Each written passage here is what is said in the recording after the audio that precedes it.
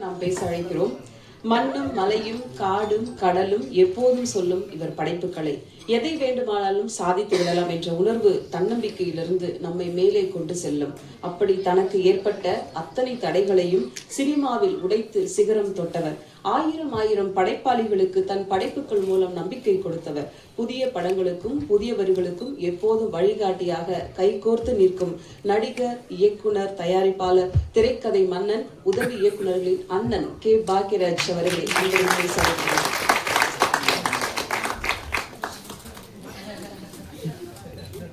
Meenakshi sir இசையமைப்பாள கூட வரல.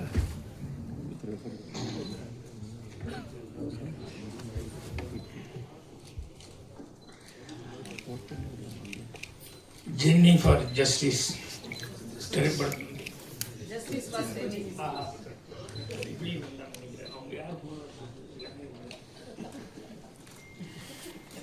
For Jenny. இதில் ஜேன்னு போட்டதுனால எனக்கு அவங்க உள்ள வந்துருச்சு. மரியாதைக்குரிய பத்திரிகை மற்றும் அனைத்து ஊடக நண்பர்களுக்கும் என்னுடைய பணிவான வாழ்த்து தெரிவிச்சுக்கிறேன். அதே மாதிரி முன்னாடி உட்காந்துருக்க வாழ்த்து வந்திருக்கும் அனைத்து நண்பர்களுக்கும் என்னுடைய வணக்கத்தையும் தெரிவிச்சுக்கிறேன்.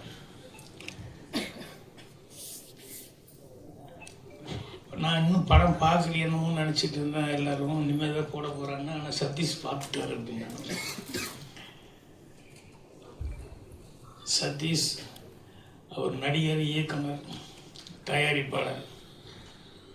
அவர் சமீபத்தில் பண்ண படம் வந்து ஹிந்தி கூட ரீமேக் ஆகுது அப்படிங்கிற அளவுக்கு அது சக்ஸஸ்ஃபுல்லாக பண்ணியிருந்தார். ஸோ ரொம்ப சந்தோஷமாக இருக்குது. ஏன்னா படங்கள் இப்போல்லாம் ரீமேக் பண்ணுறதுங்கிறது கொஞ்சம் ரேராக தான் ரீமேக் ஆகுது. ரொம்ப நல்ல படங்கள் ரொம்ப நல்லா கலெக்ஷன் ஆச்சு அப்படின்னா தான் ரீமேக் ஆகுது. ஸோ அந்த மாதிரி ஹிந்தியில் பண்ண போகிறாங்கன்னு சொல்லும்போது ரொம்ப சந்தோஷமாக இருந்தது. ஸோ அவர் படம் பார்த்துட்டு அவர் சொல்கிறாரு அப்படிங்கும்போது கண்டிப்பாக கரெக்டாக அவருடைய இது ஃபோட்டோகிராஃபி பற்றி, கேமராமேனை பற்றி சொல்லிட்டு இருந்தார், மியூசிக் பற்றி சொன்னார். அப்புறம் அந்த படமும் ஒரு டிஃப்ரெண்ட்டான ஒரு இதில் எடுத்திருக்காங்க அப்படின்னு சொன்னார். ஸோ எனக்கும் முதல்ல எல்லாத்துக்கும் வணக்கம் சொல்லிடலாம். இந்த ப்ரொடியூசர் சையத் அவர்கள், அதுக்கப்புறம் ஆர்ட் டைரக்டர் வந்திருக்காரு கௌதம், கேமரா இவர் மியூசிக் டைரக்டர், அப்புறம் ஐஸ்வர்யா அவருக்கு விட்டு வில்லன் கேரக்டர் செஞ்சது. எல்லாத்துக்குமே என்னுடைய பணிவான வணக்கத்தையும் வாழ்த்துக்களையும் நான் தெரிவிச்சுக்கிறேன். ப்ரொடியூசர் இவர் டைரக்டர் வந்து சந்தோஷ் அவர்கள் வந்து இன்வைட் பண்ணும்போது சும்மா என்ன கதை என்னன்னு சொல்லி ஜென்ரலாக படத்தை பற்றி தெரிஞ்சுக்கலான்னு சொல்லி கேட்கும்போது இது ஒரு லேடிஸுக்கான சப்ஜெக்ட் அப்படின்னு சொல்லிட்டு ஒரு அவுட்லைன் சொன்னார். அவர் முன்னால் எங்கேயாவது ஒர்க் பண்ணியிருக்காரா என்னன்னு சொல்லிட்டு யாராவது வந்தாலும் கேட்பார்ல, யார்கிட்ட ஒர்க் பண்ணீங்க என்ன அப்படின்ட்டு. இல்லை சார், எனக்கு சினிமாவில் இருந்த ஆர்வத்தில் படங்களை பார்த்து நானே கற்றுக்கிட்டேன், நடிக்கணும்னு ஒரு ஆர்வம் இருக்குது, அதுக்கப்புறம் டைரக்ஷன் பண்ணலான்னு சொல்லி டைரக்ஷன் பண்ணியிருக்கேன் அப்படின்னாரு. அப்போ அந்த அவுட்லைன் சொல்லும்போது வந்து ரொம்ப தெளிவாக சொன்னார். அது சட்டம், போலீஸ், காவல்துறை, நீதித்துறை இது சம்மந்தப்பட்டதாக இருந்தது அந்த சப்ஜெக்டு. நீட்டாக தெளிவாக சொன்னார். புதுசாக பண்ண போகிறது, யார்கிட்டையும் ஒர்க் பண்ணாமல் பண்ணுறாரு அப்படிங்கும்போது அவர் சொல்கிற நேரேஷன் வந்து அவர் எவ்வளோ அழகாக சொல்லுவார் அப்படின்னு சொல்லிட்டு அதுலேயே என்னால் ஊகிக்க முடிஞ்சது. அவர் மட்டும் இல்லை, அவர் கூட சரவணன் எக்ஸிக்யூட்டிவ் ப்ரொடியூசர் வந்தார். இவர் சொல்லிட்டு இருக்கும்போது நடுவில் அவரும் போந்துட்டு சில இடங்களில் இவர் தண்ணி குடிக்கிற கேப்பில், ஃபோன் பேசுகிற கேப்பில் எல்லாம் வந்து அவரும் படத்தை பற்றியும் மற்ற விஷயத்தை பற்றியும் சொல்லிட்டு இருந்தார். அவர் எவ்வளோ நாலேஜோடு இருக்கார் சினிமாவில் அப்படிங்கிறத பார்க்கும்போது எனக்கு உண்மையிலேயே ஆச்சரியமாக இருந்தது. அது எல்லாத்தோட பெரிய ஆச்சரியம் ப்ரொடியூசர் சையத்தை வந்து ஆரம்பித்தார் பாருங்க கதையை பற்றி. ஸோ வெறும் பணம் போட்டு படம் பண்ணுற தயாரிப்பாளராக மட்டும் இல்லாமல் அவரும் இந்த கதை என்ன ஏது அப்படிங்கிறதெல்லாம் கேட்டு தெளிவாக வந்து இதை பண்ணியிருக்காரு அப்படின்னு சொல்லும்போது அதை தான் கேமராமேன் வந்து யாரோ பேசும்போது சொல்லிட்டாங்க, எல்லாருமே கதையை பற்றி பேசிட்டாங்க, இனிமேல் நான் அதை பற்றி என்ன சொல்கிறது அப்படின்னு சொல்லிட்டு அவர் தொழில் ரீதியாக சில விஷயங்கள் சொன்னார். டே எஃபெக்ட்டுக்கு என்ன கேமரா யூஸ் பண்ண, இதை வச்சு ஷூட் பண்ண, நைட் எஃபெக்ட்டுக்கு அது காரணங்கள் அது இதெல்லாம் சொன்னார். ஸோ சதீஷ் அவர்கள் பர்டிகுலராக வந்து கேமராமேனை வந்து அப்ரிஷியேட் பண்ணியிருக்காரு போது எனக்கும் படம் பார்க்கணும் அப்படிங்கிற மாதிரி ரொம்ப ஆர்வமாக இருந்தது. இது கிரைம் சம்மந்தப்பட்டது அப்படின்னு சொல்லும்போது எனக்கு ரொம்ப பிடித்தது. நான் அதிகமாக படம் பண்ண முடியல. நான் வந்து விடிமுறை காத்திரு பண்ணேன், அப்புறம் ஒரு கைதியின் டைரி, இதுதான் ஸ்கிரிப்ட் பண்ணேன். பாக்கி பூராமே ஃபேமிலி ஓரியன்டாக பண்ணேன். ஆனால் எனக்கு உண்மையிலே பிடித்தமானது அப்படிங்கிறது வந்து கிரைமு. நான் சினிமா பார்க்குறதோட கிரைமு ஆக்ஷன் இது மாதிரி இருக்கிற படங்கள் தான் நான் நிறைய பார்ப்பேன். அதை ரொம்ப லைக் பண்ணுவேன். ஏன்னா அது செய்கிறதும் கஷ்டம். இவர் முதல் படமே வந்து சந்தோஷ் வந்து எப்படி ஸ்கிரிப்ட் பண்ணியிருக்காருன்னு நினைக்கும் போது எனக்கு ஆச்சரியமாக இருக்குது. ஏன்னா அது கிரைமுக்கு அப்படிங்கும்போது அதுக்கு கொஞ்சம் தனிப்பட்ட ஒரு இதெல்லாம் வேணும். அதை ஸ்கிரிப்ட் பண்ணுறது, சீன் பண்ணுறது அதெல்லாம். ஸோ ரொம்ப தைரியமாக வந்து இது பண்ணியிருக்காரு. ஏன்னா எனக்கு வந்து ரொம்ப வருஷம் முன்னாடி சினிமாவுக்கு வந்த புதுசில் நான் பார்க்கல. ஆனால் எங்களோட அசிஸ்டண்ட் இதில் குழுவில் வந்து ஸ்டோரி டிஸ்கஷன் எல்லாம் உட்காந்துருப்பாங்க. கலைஞான சார், கனகசன் அவங்கெல்லாம் ரொம்ப சீனியர்ஸு. அம்மாரா இவங்கெல்லாம் உட்காந்துருக்கும் போது ஏதாவது அவங்க சர்வீஸுக்கு சில படங்கள்லாம் சொல்லுவாங்க. அதில் கனகசன் சார் ஒரு க்ரைம் சப்ஜெக்ட் சொன்னார். எனக்கு ரொம்ப பிடிச்சது. அது இன்னும் மனசில் அப்படியே பதிவாயிருக்கு. என்னென்னா 2 பேர் அக்கா தங்கச்சிங்க. அதில் ஒருத்தி வந்து நல்லா ரிச்சு, நல்ல பணக்காரி ஆகிட்டா. இன்னொரு தங்கச்சி வந்து கொஞ்சம் சுமாராக தான் அவருடைய சூழ்நிலையில். அவன் எங்கேயோ தனியாக இருக்கிறா. ஐயோ அக்கா ஒரு இடத்துல இருக்கிறா. ஆனால் அக்கா வந்து எவ்வளோ பணம் இருந்தாலும் எவ்வளோ வசதி வந்தால் கூட தங்கச்சியை வந்து எல்லா ஃபங்க்ஷனுக்கும் கூப்பிட்டு அவங்களுக்கு என்ன செய்யணுமோ, என்ன ஹெல்ப் பண்ணணுமோ எல்லாமே பண்ணி தங்கச்சியை நல்லா கவனிச்சிட்டாங்க. இருந்தாலும் மனிதனுக்கு ஒரு பெரிய ஒரு வீக்கான ஒரு சமாச்சாரங்கிறது பேராசை. இப்போ அக்கா என்ன செஞ்சாலும் அந்த தங்கச்சிக்கு வந்து அவள் இடத்துல நம்ம இல்லையே, நம்ம அந்த பணக்காரி போய் நம்ம இல்லையே அப்படிங்கிறது வந்து அவளுக்கு எப்பவுமே என்ன ஹெல்ப் பண்ணால் கூட அது ஒரு சின்ன அவளுக்குள்ள ஒரு இதாக இருந்துட்டு இருந்தது. இந்த இடத்துல நம்ம இருந்து அவ்வளோ நல்லா இருக்கும்னு. அதில் என்னென்னா 2 பேரும் ட்வின்ஸாக இருக்கிறதுனால அச்சு அசப்பில் 2 பேரும் ஒரே மாதிரி இருப்பாங்க. பேச்சு எல்லாமே ஒரே மாதிரி இருக்கும். வீட்டில் இருக்கிறவங்க ரிலேஷன்லாம் தடுமாறுவாங்க. இது யார் அக்கா யார் தங்கச்சின்னு கூப்பிடுறதுல வந்து ஒரு கன்ஃபியூஷன் அவங்களுக்குள்ள. அந்த அளவுக்கு அவங்க 2 பேரும் ஒரே மாதிரி ஒரு ஒற்றுமை இருந்தது. அப்போ அவளுக்கு ஒரு தப்பான ஒரு எண்ணம் வருது. அக்கா இல்லைன்னா நம்ம அந்த இடத்துல இருந்தோம்னா யார் நம்மளை கண்டுபிடிக்க முடியும் அப்படின்னு சொல்லிட்டு இவ வந்து அக்காவை ஏதாவது பண்ணிவிட்டு நம்ம அந்த இடத்துல வந்து உட்காந்துடுறோம்னு சொல்லிட்டு இந்த செக்கில் கையெழுத்து போடுறது முதற்கொண்டு எல்லாமே வந்து அவள் ப்ராக்டிஸில் வந்து எல்லாம் இருந்துட்டு எல்லாமே பக்காவாக இருக்குது. யாருனாலையும் கண்டுபிடிக்க முடியாதுங்கிற அளவுக்கு. அப்போ ஒரு தடவை வந்துட்டு அக்காவை வந்து பார்த்துட்டு எல்லாத்துக்கும் தெரியுமா ஊருக்கு போகிறேன் அப்படிங்கிற மாதிரி சொல்லிவிட்டு அதுக்கப்புறம் திடீர்னு மிட் நைட்டில் யாருக்குமே தெரியாமல் அக்காவுக்கு ஃபோன் பண்ணி ஏதோ ஒரு அர்ஜென்ட் மேட்ருங்கிற மாதிரி வந்து அக்காவை மர்டர் பண்ணி அந்த பாடி எங்கேயோ மறைச்சி இது பண்ணி விட்டு இவ தான் அக்கா அப்படிங்கிற மாதிரி அடுத்த நாள்லேருந்து அங்கேயே இருந்துருவாள். ஸோ யாருக்கும் எந்த சந்தேகம் வரல. அந்த அளவுக்கு வந்து அவள் பக்காவாக வந்து அக்கா மாதிரியே எல்லாமே ப்ரிட்டெண்ட் பண்ணிட்டு இருப்பாங்க. அந்த மாதிரி எல்லாமே செக்கு கையெழுத்து போடுறது அது இது எல்லாத்துலேயும் பர்ஃபெக்டாக இருந்ததுனால யாருக்குமே எந்த சந்தேகம் வராது. அப்போ திடீர்னு ஒரு போலீஸ் ஆஃபீஸர் வருவார். வந்து அவர் வந்து அந்த பொண்ணுக்கிட்ட வந்து கேட்பார், இந்த மாதிரி உன் அக்கா எங்கே அப்படின்னு. இல்லை நான் தான் அக்கா அப்படின்னு இவ சொல்லுவாள். இல்லை அக்கா எங்கேன்னு சொல்லு அப்படின்னு சொல்லி கேட்டால் இல்லை நான் தான் அக்கா, அவங்களுக்கு என்ன சந்தேகம், எதிர்க்க சந்தேகம் அப்படின்னா அப்போ ஒன்றும் இல்லை ஒரு விஷயம் என்னன்னா உங்கள் அக்கா வந்து ஒருத்தர் கொலை பண்ணிட்டா, அதுக்கு எல்லா எவிடன்ஸ் இருக்குது அதனால் அக்காவை தான் தேடிட்டு வந்தேன் நான். அதனால் நீ உட்காந்துருக்க. அதனால் இப்போ 2 விஷயம். ஒன்று, நீ தான் அக்கான்னா அந்த கொலைக்கு எல்லா எவிடன்ஸ் இருக்குது, நீ அரெஸ்ட் ஆகிக்கோ, நீயே சரண்டர் ஆகிக்கோ. இல்லை நீ தங்கச்சி அப்படின்னா உங்கள் அக்கா இங்கே, அக்காவை என்ன பண்ண? ஸோ அக்கா கண்டிப்பாக நீ கன்ஃபார்மாக அவளை கொலை பண்ணிட்டேன். ஸோ அதனால் நான் வெளியே வெயிட் பண்ணுறேன். ஒன்று அக்காவுன்னா அக்காவை பண்ண கொலைக்காக வந்து சரண்டர் ஆகிக்கும், இல்லை தங்கச்சின்னா அக்காவை கொலை பண்ணதுக்காக வந்து சரண்டர் ஆகிக்கும். நான் வெளியே அவங்களுக்கு டைம் கொடுக்குற ஒரு 1/2 அன் ஹவர் யோசிச்சுட்டு வா அப்படின்னு சொல்லிட்டேன். ஸோ இந்த கதை வந்து 50-60 வருஷத்துக்கு முன்னாடி நான் கேட்டது. ஸோ அப்போவே எந்த அளவுக்கு அவங்க புத்திசாலித்தனமாக திங்க் பண்ணி இப்படி ஒரு ஸ்கிரிப்ட் பண்ணியிருக்காங்க அப்படின்னு சொல்லும்போது, அந்த க்ரைம்ங்கிறது எவ்வளோ வித்தியாசமான க்ரைமு, எப்படி கதையை வந்து இப்படி திங்க் பண்ணியிருக்காங்க அப்படின்னு சொல்லும்போது ரொம்ப ஆச்சரியமாக இருக்கும். அதே மாதிரி இந்த சட்டம், லாயர், அது இதுன்னு சொல்லிட்டு அதெல்லாம் நிறையா வருது.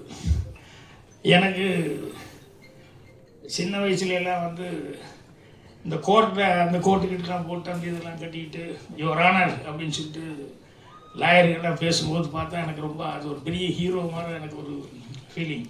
அதனால் நம்ம லாயருக்கு தான் படிக்கணும் அப்படின்னு சொல்லிட்டு சின்ன வயசில் ஆசைப்பட்டேன். அப்புறம் பார்த்தா சூழல்கள் அது படிக்க முடியல. அப்புறம் கடைசியில் எதுவுமே டிகிரிக்கே படிக்க முடியல போச்சு. அது வேறு பிஎஸ்சியே ஃபெயில் ஆகி வந்துட்டோம்.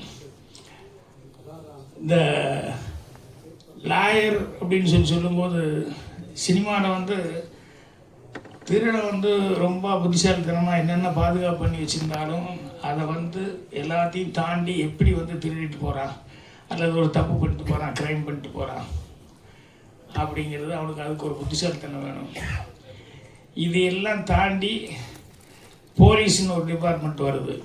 வந்து அவங்க உள்ளே வந்து இது எப்படி இந்த எவன் இப்படி திருடிட்டு போயிருப்பான், எந்த வழியாக வந்திருப்பான், எந்த வழியாக இப்படி பண்ணியிருப்பான், அதுக்கு என்ன எவிடன்ஸ் இருக்குது அப்படின்னு சொல்லிட்டு அவன் வந்து மண்டையை உடைச்சி கடைசியில் கரெக்டாக கண்டுபிடிச்சி போலீஸ் வந்து அவனை அரெஸ்ட் பண்ணுவாங்க. அதுக்கு ஒரு பெரிய மூளை வேணும். இது ரெண்டையும் தாண்டி அதுக்கப்புறம் வந்து இந்த திருட மூளையே கெட்டிக்காரத்தனம், அதை கண்டுபிடிக்கிறது போலீஸ்காரர் அதோட கெட்டிக்காரத்தனம். கடைசியில் அதுக்கப்புறம் லாயர்கிட்ட போவாங்க. அவர் இந்த கேஸை வாங்கிட்டு அவர் கேட்பார், என்ன பண்ண ஏது பண்ண அப்படின்னு சொல்லிட்டு. இவன் இப்படி தான் தப்பு பண்ணிட்டான், அது பண்ணிட்டான் அப்படின்னு சொல்லும்போது, இவன் திருநதில் எப்படி இவன் பிடிச்சது எதை வச்சு பிடிச்சான் அப்படின்னு சொல்லிட்டு இதை உடைக்கிறதுக்காக லாயர் அவருடைய மூளையை பிரயோகப்படுத்துவார். அது இதை விட கிரேட்டு. இருக்கிறது இல்லைன்னு பண்ணிடுவார், இல்லைங்கிறது இருக்கிறதுன்னு சொல்லி பண்ணிடுவார். ஸோ அந்த லாயர் மூளைங்கிறது இது 2 விட வித்தியாசமான ஒரு பிரெயின். ஒரு கேஸ் வந்து ஒருத்தர் பட்ட பகலில் வந்து வெட்டியிருக்கான், எல்லோரும் பார்த்துருக்காங்க, எல்லா எவிடன்ஸும் கரெக்டாக இருக்குது. கடைசியில் வந்து யாருனாலையும் ஒன்றும் பண்ண முடியாது, அவனுக்கு ஜட்ஜ்மெண்ட் வரப்போகுது அப்படின்னு சொல்லும்போது, அப்போ அவன் வந்து யாரோ ஒருத்தர் வந்து இந்த லாயர் எப்படி அவர் எப்படியா வெளியே விழுந்துருவார் அப்படின்னு. அவங்க கூட இருக்கவங்களுக்கு யாருக்குமே நம்பிக்கை இல்லை, இந்த லாயர் எப்படி வெளியே கொண்டு வர முடியும், எல்லோரும் விட்னஸோடு பார்த்துட்டாங்க, பகல்லையே நடந்தது, இதுக்கு சான்ஸே இல்லையே அப்படின்னா, இல்லை அப்படின்னா அவர் கொஞ்சம் ஃபீஸ் அதிகமாக கேட்பார், அதை கண்டிப்பாக வெளியே விழுந்துருவார் அப்படின்னு. அப்புறம் போனால் ஒரு 25 லட்சம் கொடுத்தீங்கன்னா கொண்டு வந்துடுறேன் நான் அப்படிங்கிற மாதிரி சொன்னால் யாருக்கும் நம்பிக்கை இல்லை கண்டிப்பாக கொண்டு வந்துடுறேன் அப்படின்னு சொல்லிட்டு அடுத்த நாள் வந்து கோர்ட்டை வந்து வாதாடும்போது அவர் வந்து யார் கொலை பண்ணான்னு சொல்லியிருக்காங்க. அதுக்கு வந்து ஒரு அறுவாடு கொண்டு வந்து வச்சுருக்காங்க. அதனால் ஒரு 1/2 அன் ஹவர் 1 ஹவர் டைம் எடுத்து அதுக்கப்புறம் நீங்கள் தீர்ப்பு சொல்லுங்கள் அப்படின்னு சொல்லி ஜட்ஜுக்கிட்ட அந்த அறுவாடு எடுத்துகிட்டு போய் கரெக்டாக இருக்குது வெட்டினாள் அவருடைய பிளட்டு தானா அப்படின்னு சொல்லி அதை செக் பண்ணிட்டு வந்து சொல்லுங்கள் அப்படின்னா ஒரு 1 ஹவர் கழித்து வந்து அதில் இருந்த ரத்தம் மனுஷ ரத்தமே இல்லை, ஆடு வெட்டி அந்த ரத்தம் தான் அப்படின்னு சொல்லி ரிப்போர்ட் வந்துடுச்சு. இவர் என்ன பண்ணாருன்னா டிபார்ட்மெண்ட் ஆளுக்கு இவ்வளோ லட்சம் வாங்கினார் இல்லையா, அதை பாதுகாப்பாக வச்சுட்டு போன போலீஸ்காரன் அவனுக்கு ஒரு 5 லட்சத்துக்கு கொடுத்து அதை ஒரு 1 ஹவருக்கு மட்டும் கொண்டு வந்துட்டு அப்புறம் மறுபடியும் திருப்பி கொண்டு போய் வச்சிடலாம் கொடுன்னு சொல்லி அதை வாங்கிட்டு வந்து க்ளீனாக அதை க்ளீன் பண்ணிவிட்டு ஆட்டை வெட்டி அந்த ரத்தத்தை வந்து இது பண்ணதுக்கப்புறம் கொண்டு போய் உள்ளே வச்சிரு அப்படின்னு சொல்லி அதை மாற்றிக்கிட்டாரு. ஸோ அவ்வளோ பணம் 25 லட்ச ரூபா அப்படின்னு சொல்லி கேட்டவர் வந்து எவ்வளோ புத்திசாலித்தனமாக அந்த அறுவாடையே வந்து இது மனுஷ ரத்தமே இல்லை அப்படிங்கிற அளவுக்கு பண்ணியிருக்காரு. அப்படிங்கும்போது அந்த லாயருக்கு உண்டான அந்த பிரெயின் அப்படிங்கிறது. ஸோ இது எல்லாத்தோட இன்னொன்று பாருங்கள், திருடன் போய் கிட்டிக்கார, அதுக்கப்புறமா வந்து போலீஸ் அதோட கிட்டிக்கார, லாயரை அவங்க எல்லாத்தோட கிட்டிக்கார. ஆனால் இதையெல்லாம் தாண்டின ஒரு கெட்டிக்காரத்தனம் அந்த மூளை இருந்தால் தான் ஒரு ரைட்டர் ஆக முடியும்.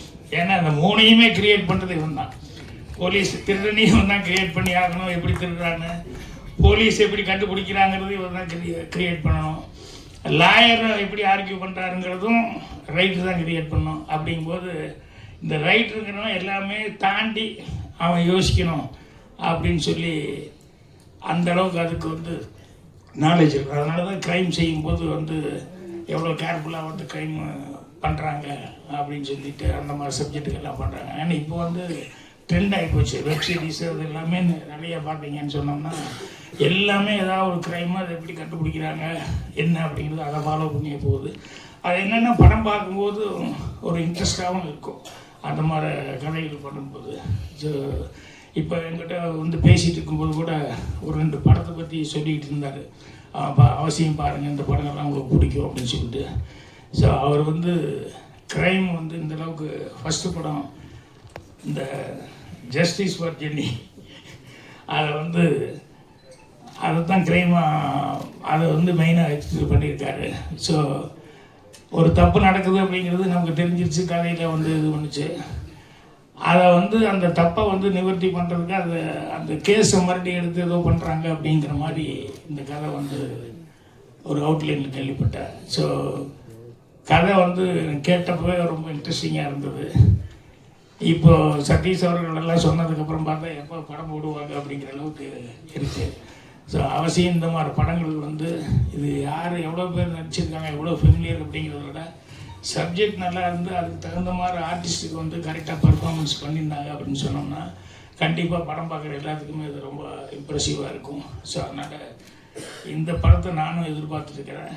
கண்டிப்பாக பத்திரிகையாளர்கள்லாம் வந்து இந்த மாதிரி அது எல்லாமே பொதுவாக நீங்கள் வந்து படங்களுக்கு வந்து பத்திரிகை மற்றும் டிவி ஊடக நண்பர்கள் அவங்க வந்து கொடுக்குற அந்த ஃபஸ்ட்டு பேஸாக அவங்க வந்து ஓப்பனிங்கை வந்து பார்த்துட்டு அவங்க சொல்கிறது வச்சு. ஏன்னா நிறைய பேர் இன்றைக்கி சினிமா பார்க்குறவங்க ரிவ்யூவில் என்ன வந்திருக்குப்பா பார்த்துட்டு போகலாம், சும்மா அனாவசியமாக காசு செலவு பண்ண வேண்டாம் அப்படிங்கிற லெவலில் தான் இருக்காங்க. அதனால் எல்லாருமே வந்து அந்த ரிவ்யூக்காக வெயிட் பண்ணுறாங்க. ஸோ உங்களுடைய ரிவ்யூங்கிறது வந்து இந்த மாதிரி சின்ன படங்களுக்கு நல்ல படங்களுக்கு கண்டிப்பாக ஒத்துழைப்பு கொடுக்குற அளவுக்கு இருக்கணும். அது நீங்கள் செய்வீங்க அப்படின்னு சொல்லிட்டு நான் நம்புகிறேன். ஸோ இந்த டீமுக்கு எல்லாத்துக்குமே வந்து அட்வான்ஸாக என்னுடைய வாழ்த்துக்களை தெரிவிச்சுக்கிறேன். சதீஷ் படம் எப்படி ஹிந்திக்கு போச்சு அதே மாதிரி வந்து இவருடைய படமும் இந்த படமும் வந்து ஜஸ்டிஸ் ஃபார் ஜென்னியும் வந்து கண்டிப்பாக அடுத்த லாங்குவேஜ்லாம் இப்போவே பை லாங்குவேஜ்லாம் எடுத்துக்காங்க, தெரியாது நான் தமிழ் தான் அப்படின்னு. அப்புறம் என்னடா ஒரே கேரளா வடையாக இருக்குது, எல்லாருமே வடையாக கொஞ்சம் பேசுகிறவங்களாம் நிறைய பேர் இருக்காங்க அப்படின்னு சொல்லி அப்புறம் கேட்டால் ஒருத்தர் பேசும்போது தான் தெரிஞ்சது பை லாங்குவேஜில் தான் பண்ணியிருக்காங்க, தமிழ் அண்ட் மலையாளம் அப்படின்னு சொல்லி. ஸோ அதனால் அடுத்தது வந்து அடுத்த லாங்குவேஜுக்கெல்லாம் கூட இந்த படம் வந்து ரீமேக் ஆகி சக்ஸஸ்ஃபுல்லாக போகணும் அப்படின்னு சொல்லி என்னுடைய வாழ்த்துக்களை தெரிவிச்சுக்கிறேன். நன்றி,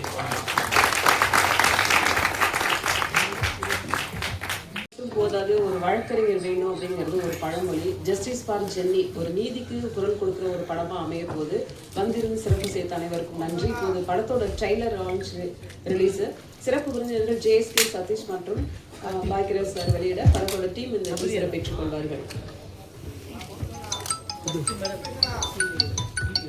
ஃபர்ஸ்ட் வீடியோ அப்புறம் போட்டோ எடுத்துக்கலாம்.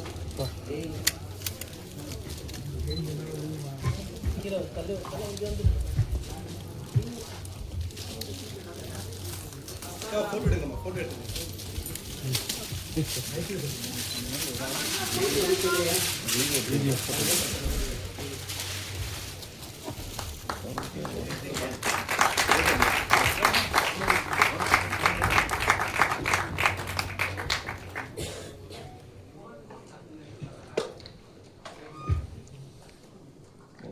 விஷுவல் ஓகேவாண்ணா?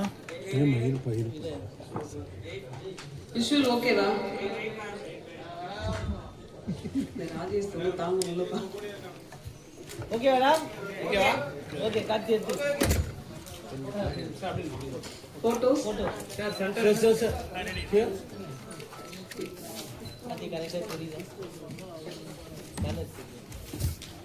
வந்திருந்த சிறப்பு செய்த அனைவருக்கும் அன்பும் நன்றியும். Thank you so much. Take care.